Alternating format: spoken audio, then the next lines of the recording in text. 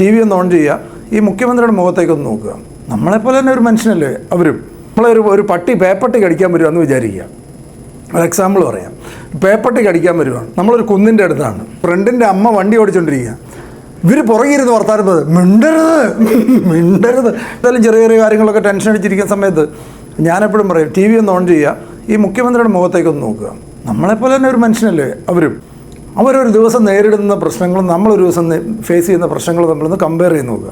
അപ്പം നമ്മളൊക്കെ വെറും പുഴുവല്ലേ. അവരൊക്കെ ഒരു ദിവസം നേരിടുന്ന ഇത്രയും പ്രശ്നമായിട്ട് പിന്നെയും ചിരിച്ചുകൊണ്ട് ആൾക്കാരുടെ മുമ്പിൽ നിൽക്കുക. ഇപ്പോൾ കഴിഞ്ഞ മുഖ്യമന്ത്രിയൊക്കെ നമ്മൾ ഉമ്മൻചാണ്ടി സാറിൻ്റെയൊക്കെ ഒന്ന് കാണണം മുഖത്തേക്ക്. രാവിലെ എവിടുന്ന് എന്തൊക്കെ ആരോപണം അവിടുന്ന് വരുന്നു ഈ സാധനത്തിൻ്റെ ഇടയിൽ നിൽക്കുകയാണ്, അതിൻ്റെ നടുക്ക് നിൽക്കുക, പിന്നെയും ചിരിച്ചുകൊണ്ടൊന്ന് സംസാരിക്കുക. ഒന്ന് ആലോചിച്ച് നോക്കി. ഇവിടെ നമുക്കുള്ള പ്രശ്നം എന്താണ്? എന്തെങ്കിലും ചെറിയ പ്രശ്നം, ആ പ്രശ്നത്തിനെക്കുറിച്ച് നമ്മൾ ചിന്തിച്ചുകൊണ്ടിരുന്നാൽ ഒരിക്കലും പ്രശ്നം സോർട്ട് ഔട്ട് ആകത്തില്ല. ഒരു കാരണവശാലും ഓപ്പർച്യൂണിറ്റീസ് എപ്പോഴും നമ്മളെ കോച്ച് ചെയ്തുകൊണ്ടിരിക്കണം. നമ്മുടെ മൈൻഡിനെ റിഫ്രഷ് ചെയ്തുകൊണ്ടിരിക്കണം. നമ്മുടെ മൈൻഡിൽ പുതിയ ഓപ്പർച്യൂണിറ്റീസ്, പുതിയ ഗ്രോത്തിനെ കുറിച്ചും ഭാവിയെക്കുറിച്ചും. ചില സമയത്ത് ആരാണെങ്കിലും വലിയ ടോപ്പ് ലെവലുള്ള ആൾക്കാർക്ക് പോലും ഡീമോട്ടിവേഷൻ ഉണ്ട്. ബിൽഗേറ്റ്സ് ആണെന്ന് പറഞ്ഞാൽ അവർക്കും, പക്ഷേ അവരതിന് ബൗൺസ് ബാക്ക് ചെയ്യാനുള്ള മെക്കാനിസംസ് അവർ തന്നെ ഡെവലപ്പ് ചെയ്തെടുക്കും. ഏത് വലിയ ലെവലിൽ നിൽക്കുന്ന ആൾക്കാർക്കും ഡീമോട്ടിവേഷൻ വരും, ഏത് ലെവലിലും വരും. അല്ലാതെ അത് ലോവർ ലെവലിൽ മാത്രമുള്ള ഒരു പ്രശ്നമല്ല, ടോപ്പ് ലെവലിൽ തന്നെ ഡീമോട്ടിവേഷൻ വരും. എത്ര സക്സസ് ആയ ആൾക്കാർക്കും ഡീമോട്ടിവേഷൻ വരും. പക്ഷേ അവരത് തിരിച്ചു വരാനുള്ള മെക്കാനിസംസ് അവർ തന്നെ ഡെവലപ്പ് ചെയ്തെടുത്തിട്ടുണ്ട്. അവർക്കൊരു ഡൗൺ വന്നു കഴിഞ്ഞാൽ അന്നേരം അവരെക്കാളുള്ള എനർജി ഉള്ളവരെ, ചില ആൾക്കാർക്ക് നമ്മളെക്കാൾ എനർജി ഉള്ള ഒരാളെ ഫോൺ വിളിച്ചാൽ നമുക്ക് എനർജി കിട്ടുമെങ്കിൽ അത് ചെയ്യുക. ചില ആൾക്കാർക്ക് ഒരു യാത്ര ചിലപ്പോൾ ഒരു ദിവസം ബ്രേക്ക് എടുത്തിട്ടൊന്ന് യാത്ര പോകുന്നതായിരിക്കും. വീണ്ടും നമ്മൾ അടുത്ത ഗോൾ സെറ്റ് ചെയ്ത് വീണ്ടും ട്രാക്കിലേക്ക് വരിക, മുമ്പോട്ട് പോവുക എന്നുള്ളതല്ലാതെ വേറെ ജീവിതത്തിൽ ഓപ്ഷനില്ല. തിരിഞ്ഞു നോക്കിയാൽ നമ്മളെ പുറകിൽ സപ്പോസ് ഒരു പട്ടി പേപ്പട്ടി കടിക്കാൻ വരുവാന്ന് വിചാരിക്കുക. ഒരു എക്സാമ്പിൾ പറയാം. പേപ്പട്ടി കടിക്കാൻ വരുവാണ്, നമ്മളൊരു കുന്നിൻ്റെ അടുത്താണ്. ജീവിതത്തിൽ നമ്മൾ കയറുകയെന്ന് വിചാരിച്ചിരുന്ന കുന്ന് തന്നെ ചുമ്മാ കൂളായിട്ട് ഓടിക്കയറിയല്ലേ, കയറുമില്ലയോ? ജീവിതത്തിൽ നമ്മൾ നടന്ന് ഇതിൻ്റെ മുകളിൽ വരെ ചെല്ലാവുമെന്ന് നമ്മൾ ആലോചിച്ചുകൊണ്ട് നിന്നിരുന്നൊരു കുന്നിൻ്റെ മുകളിൽ പുറകിലൊരു പേപ്പട്ടി കടിക്കാൻ വന്നാൽ നമ്മൾ കയറും. അതെങ്ങനെയാണ് കയറുന്ന പ്രോസസ്സ്? തിരിഞ്ഞു നോക്കിയാൽ അവൻ കടിക്കും. അവനെ പേടിച്ചിട്ടാണ് ഓടിയത്. പക്ഷേ ഫൈനലി നമ്മൾ ഈ മലയുടെ മുകളിലെത്തി. ഇത് തന്നെയാണ് നമ്മൾ ജീവിതത്തിൽ ചിലപ്പോൾ നമുക്ക് പ്രതിസന്ധി സാധനങ്ങൾ ചിലപ്പം തരണം ചെയ്യാൻ വേണ്ടിയുള്ള പ്രോസസ്സിനകത്ത് ഓട്ടോമാറ്റിക്കായിട്ട് നമ്മൾ അറിയാതെ തന്നെ സക്സസ് ആകും. അപ്പോൾ ഒന്നും അറിയാൻ മേലാത്തൊരവസ്ഥയിൽ നമ്മൾ നിൽക്കുന്ന അവസ്ഥയുണ്ട്. ഇപ്പോൾ നമ്മൾ സാധാരണ സച്ചിൻ ടെണ്ടുൽക്കർ ക്രിക്കറ്റ് കളിക്കുന്ന സമയത്തും മെസ്സി ഗോൾ അടിക്കാൻ ചെല്ലുന്ന സമയത്തൊക്കെ വിമർശിക്കുന്നൊരവസ്ഥയുണ്ട്. അവന് വല്ല കാര്യമുണ്ടോ, ഇങ്ങോട്ട് പാസ് കൊടുത്താൽ പോരായിരുന്നു, വല്ല ആവശ്യം ഉണ്ടായിരുന്നു, അവനല്ലേലും കണ്ടില്ലേ ആ പോസ്റ്റിൻ്റെ അവിടെ കളഞ്ഞ് ഒക്കെ പറയും. നമ്മൾ സച്ചിനെ വരെ നമ്മൾ 170 കിലോമീറ്റർ സ്പീഡ് വരുന്ന ബോളിൻ്റെ മുമ്പിൽ നിൽക്കുന്ന ആളെ വരെ നമ്മൾ വിമർശിക്കുന്നതിന് കാരണം ആ ഒരു അവസ്ഥ എന്താണെന്നറിയോ? ആ ഒരു അവസ്ഥയ്ക്ക് പറയുന്നത് അൺകോൺഷ്യസ് ഇൻകോമ്പിറ്റൻസി എന്നാണ് പറയുന്നത്. അൺകോൺഷ്യസ് ഇൻകോമ്പിറ്റൻസി എന്നാണ് ഈ ലെവലിൽ പറയുന്നത്. എന്താണെന്നറിയോ? നമുക്കറിയാൻ മേലാത്ത അവസ്ഥയെ നമ്മളെല്ലാവരും വിമർശിക്കും, എല്ലാവരും കളിയാക്കും. കാരണം എന്ന് വെച്ചാൽ നമുക്ക് അറിയാൻ മേലാത്ത എന്താണെന്ന് അറിയാൻ മേല. അതാണ് ഈ അവസ്ഥ. ഫസ്റ്റ് സ്റ്റേജ് ഇതിൻ്റെ ഈ സ്കില്ലിൻ്റെ 4 സ്റ്റേജാണ്.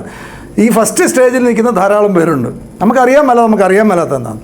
പക്ഷേ ആദ്യമായിട്ട് അതൊക്കെ ഏറ്റവും നമുക്ക് എളുപ്പം മനസ്സിലാക്കി ഞാൻ പറയുമ്പോൾ, നമ്മൾ ഡ്രൈവ് ചെയ്തുകൊണ്ടിരിക്കുമ്പോഴൊക്കെ നമ്മുടെ ഭാര്യയൊക്കെ അടുത്തിരിപ്പുണ്ടാവും. ഭാര്യയൊക്കെ ഭയങ്കര ചീത്ത, ബ്രേക്ക് ഔട്ടോ കണ്ടില്ലേ, അവിടുന്ന് വണ്ടി വരുന്ന കാണാൻ വരെ ഭയങ്കര ചീത്തവിളിയും ബഹളമായിരിക്കും. ഈ സമയത്ത് ചുമ്മാ തൊടുന്നതിനും പിടിക്കുന്നതിനൊക്കെ അടുത്ത് ഡ്രൈവിംഗ് അറിയാൻ മേലാത്ത മിക്കവാറും എല്ലാവർക്കും പരിചയം ഉണ്ടായിരിക്കും. ഭാര്യമാരൊക്കെ സൈഡിൽ ഇരുന്ന് പോകുന്നുണ്ടെങ്കിൽ അവർക്ക് ഡ്രൈവിംഗും അറിയാൻ മേലാത്തവരാണെങ്കിൽ ഉറപ്പായിട്ട് ഡ്രൈവിംഗ് അറിയാമെങ്കിൽ അവരോട് ഉണ്ടായിരിക്കത്തുള്ളൂ. ഡ്രൈവിംഗ് അറിയാൻ മേലാത്തവരാണെങ്കിൽ അടുത്തിരിക്കുന്നത് നമ്മളെ സ്വാതന്ത്ര്യമുള്ളവരാണെങ്കിൽ നമ്മളെ ചീത്ത വിളി, ചവിട്ടാൻ മേലെ, വണ്ടി വരുന്ന കാണാൻ മേലെ, മര്യാദക്ക് ഓടിക്കണ്ടേ, ഞാൻ പറഞ്ഞില്ലേ വളവല്ലേ, മറ്റത് മറിച്ചാന്നൊക്കെ പറയും. എന്ന് പറഞ്ഞാൽ ഏത് സ്കില്ലിനും ഈ ഒരു അവസ്ഥയുണ്ട്. നമുക്കറിയാൻ മേലാത്ത ആൾക്കാരെ വിഷയത്തെക്കുറിച്ച് നമ്മൾ എന്ത് വേണമെങ്കിലും പറയാവുന്നൊരവസ്ഥ. നമുക്കറിയില്ലല്ലോ എന്താണെന്ന്. നമ്മുടെ നാട്ടിലൊക്കെ ഇഷ്ടം പോലെ ചേട്ടന്മാരെ നമ്മൾ കാണാൻ പറ്റും ഈ ഒരു ലെവലിൽ നിൽക്കുന്നവർ. രണ്ടാമത്തെ ഒരു സ്റ്റേജ് ഉണ്ട്. നീ ഇതെന്നാ ഒന്ന് ഓടിച്ച്, ഇപ്പോൾ വണ്ടിയുടെ കാര്യത്തിലാണ്, നീ ഇതെന്നാ ഒന്ന് ഓടിച്ചതെന്നും പറഞ്ഞ് ഈ ഡ്രൈവിംഗ് സീറ്റിലേക്ക് ഒന്ന് ഇരുത്തുക. ഈ ചീത്ത വിളിച്ച ഭാര്യ ഒന്ന് ഇരുത്തുക. ഭാര്യയെന്ന് ഞാൻ പറഞ്ഞെന്നുള്ളത് കേട്ടോ, ഇനി അത് പ്രശ്നമായിരുന്നു. ഓക്കെ, ഈ പറഞ്ഞ ആളെ ഒന്ന് ഇരുത്തിയിട്ട് നീ ഇതൊന്ന് ഓടിച്ച് കാണിച്ച് എന്ന് പറഞ്ഞു കഴിഞ്ഞാൽ അതേ കയറി ഇരുന്നൊന്ന് വണ്ടി സ്റ്റാർട്ട് ചെയ്ത് കഴിഞ്ഞിട്ട് ഇത് ക്ലച്ച്, ഇത് ബ്രേക്ക്, ഇത് ആക്സിലേറ്റർ, ഇത് സ്റ്റിയറിങ്, ഇത് ഗിയർ ലിവർ, ഇത് റിവേഴ്സ് മിറർ എന്നൊക്കെ പറഞ്ഞു കഴിയുമ്പോൾ പയ്യെ നിർത്തി പറയാൻ പറയും. കാരണം ഇത് ഒന്നുകൂടെ പറഞ്ഞ് ഈ ഒരു സാധനം ഒന്ന് പറഞ്ഞ് മനസ്സിലാക്കാൻ തന്നെ 10 മിനിറ്റ് എടുത്തു. വണ്ടി ഒന്ന് എടുക്കാൻ പറയുമ്പോൾ വണ്ടി ചാടി നിൽക്കുന്നു. അല്ലെങ്കിൽ 100 പോകുന്നു, അടുത്ത മാട്ടേ കയറുന്നു. ഇത് കഴിയുന്ന ദിവസത്തോടു കൂടി ഭാര്യ അല്ലെങ്കിൽ അടുത്തിരുന്ന് പറഞ്ഞ ആൾ ഇനി ജീവിതത്തിൽ നമ്മളോട് ഈ പരിപാടിയായിട്ട് വരികയില്ല. കാരണം അവർ ജീവിതത്തിൽ ആദ്യമായിട്ട് തിരിച്ചറിഞ്ഞു എനിക്കറിയാൻ മേലാത്ത ഒരു പരിപാടിയാണിത് എന്നവർ തിരിച്ചറിയുന്നു. അതാണ് സെക്കൻഡ് ലെവൽ എന്ന് പറയുന്നത്. ഏത് സ്കില്ലിനുള്ളതാണ് ഇത്.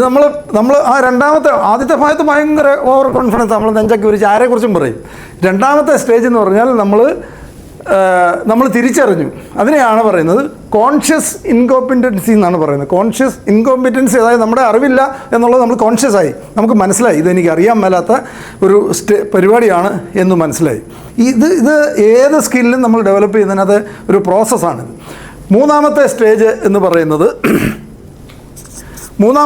എന്ന് പറഞ്ഞാൽ നമ്മൾ കോൺഷ്യസായി, പക്ഷെ നമ്മൾ പഠിച്ചെടുക്കാൻ വേണ്ടി വിഷമിച്ച് എങ്ങനെയും പഠിച്ചെടുത്ത് എന്നാൽ ഞാനിതൊന്ന് പഠിച്ചെടുത്തേ പോകുള്ളൂ എന്ന് പറഞ്ഞൊരവസ്ഥ നമ്മൾ എത്തുന്നൊരവസ്ഥയുണ്ട്. ആ സമയത്ത് കണ്ടിട്ടില്ലേ, നമ്മൾ ഇങ്ങനെ ഇരുന്ന് കാർ ഓടിക്കുന്നവർ, വണ്ടി ഓടിക്കുന്നവർ, എളുപ്പം നിങ്ങൾക്ക് മനസ്സിലാൻ വേണ്ടി ആ എക്സാമ്പിൾ പറഞ്ഞത്, ഇങ്ങനെ ഇരുന്ന് വണ്ടി ഓടിക്കുന്നവർ കണ്ടിട്ടുണ്ടോ? മിണ്ടരുത്, പുറകെ ഇരുന്ന് എൻ്റെ മോള് പറയുന്നേക്കാം, അവളുടെ കൂട്ടുകാരൻ്റെ ഒരാളുടെ കൂടെ വണ്ടിക്ക് അവരുടെ അമ്മ സ്കൂളിൽ കൊണ്ടുവിടാൻ നേരത്ത് കയറിപ്പോകും. ഞങ്ങൾ പുറകെ ഇരുന്ന് വർത്താനം പറയാം. വണ്ടിയുടെ പുറകിലത്തെ സീറ്റിൽ എൻ്റെ മോളും ഇവരുടെ മോനുണ്ട്, അവരുടെ കൂടി ബാക്കിലെ സീറ്റിലിരുന്ന് വർത്താനം പറഞ്ഞുകൊണ്ടിരിക്കുമ്പോൾ ആ ഫ്രണ്ടിൻ്റെ അമ്മ വണ്ടി ഓടിച്ചുകൊണ്ടിരിക്കുക. ഇവർ പുറകെ ഇരുന്ന് വർത്താനം പറയുന്നത് മിണ്ടരുത് ഏതാ പുള്ളിക്കാരത്തിൽ വണ്ടി ഓടിക്കുന്നവർ പുറകെ ഇരുന്ന് വർത്താനം പറയുന്നവരെ മിണ്ടരുതെന്നാണ് പറയുന്നത്. മിണ്ടരുത്. ഇതാണ് ഈ കോൺഷ്യസ് കോമ്പിറ്റൻസി എന്നാണ് ഈ ലെവലിൽ പറയുന്നത്. അതായത് അവർക്ക് അവർക്ക് പഠിച്ചെടുത്തുകൊണ്ടിരിക്കുന്ന ഒരു പ്രോസസ്സ്, അവർ വളരെ കോൺഷ്യസ് ആയിട്ട് ആണ് ഇത് ചെയ്തുകൊണ്ടിരിക്കുന്നത്. ഈ ഒരു അവസ്ഥയിലുണ്ട്. ഈ ഒരു അവസ്ഥ നമ്മൾ കടന്ന് എത്രയും പെട്ടെന്ന് ഈ ഒരു അവസ്ഥയിൽ എല്ലാത്തിനകത്ത് ഏത് സ്കില്ലും ഇത്രയേ ഉള്ളൂ. അല്ലാതെ ഇതൊന്നും വലിയ സംഭവമല്ല. വലിയ സംഭവം എന്ന് വിചാരിക്കുന്നതാണ് തെറ്റ്.